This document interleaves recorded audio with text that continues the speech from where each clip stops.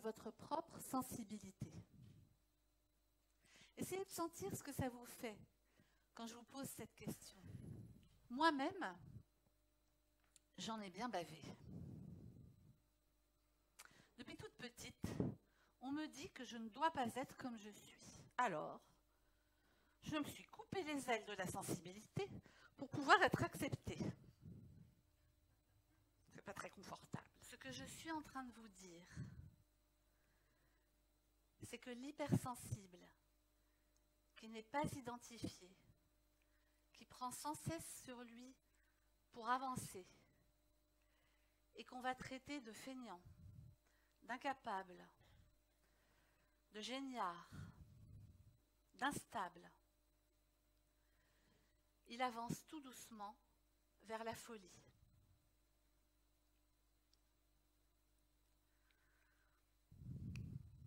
Ça ne veut pas dire qu'il faut baisser les bras dans l'attente d'une hypothétique solution venue de l'extérieur. Pas du tout. La solution, je vous l'ai donnée dès le début de cette conférence. La solution, c'est le charbon et le diamant. Voici les deux aspects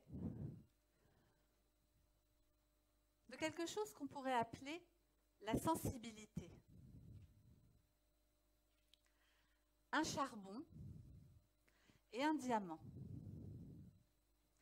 Je suis allée les chercher tous les deux au fond de la mine pour vous cet après-midi.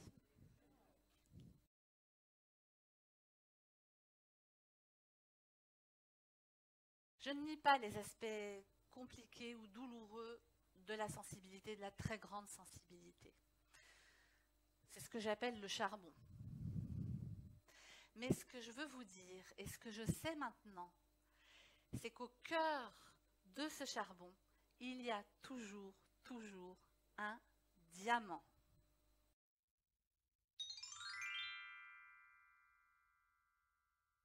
Donc j'étais à ma première étape, s'identifier.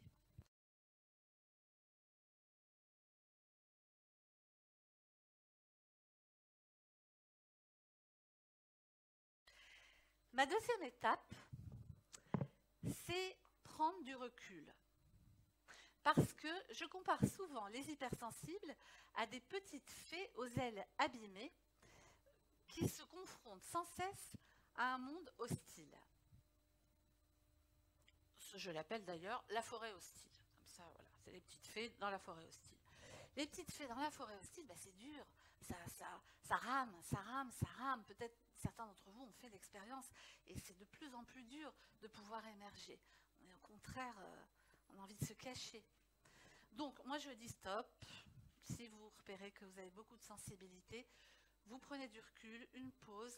Alors, c'est se retrouver entre personnes du même style, pouvoir parler, échanger, me téléphoner, voilà, tout ça.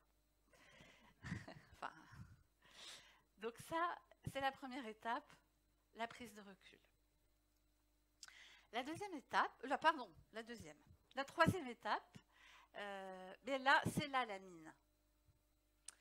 C'est là qu'il va falloir prendre le petit train de la mine, vos pelles, vos pioches, et puis y aller au boulot.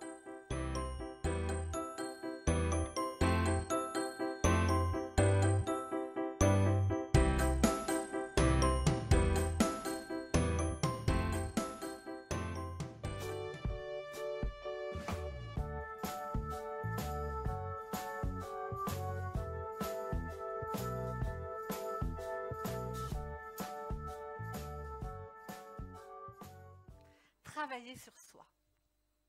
Alors je sais, l'hypersensibilité n'est pas une maladie.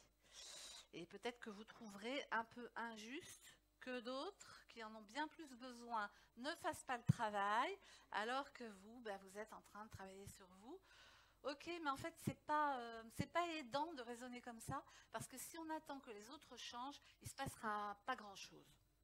Donc c'est vraiment à nous de nous prendre en main, de faire le travail, pour vous aider, vous restez focus sur votre objectif qui est de rayonner de votre diamant de sensibilité. Et ça aide beaucoup à faire le chemin.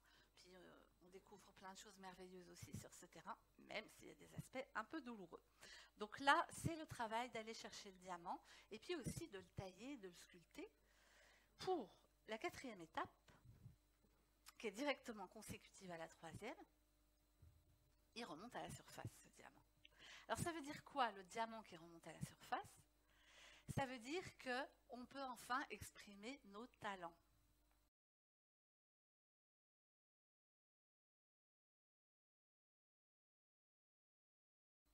Et la sensibilité est un immense réservoir de talent.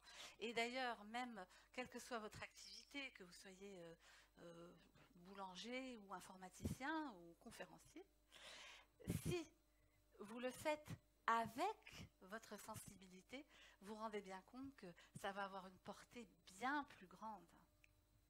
J'ai beaucoup travaillé, réfléchi, je me suis analysée, j'ai observé tout ce que je fais avec mes patients et j'ai mis une méthode qui permet de passer, j'ai mis en place une méthode, pardon, qui permet de passer de ce point un peu charbon au point diamant.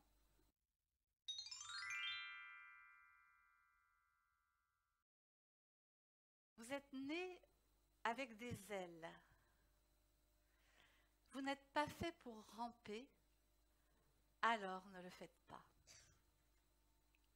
Vous avez des ailes, apprenez à les utiliser et envolez-vous.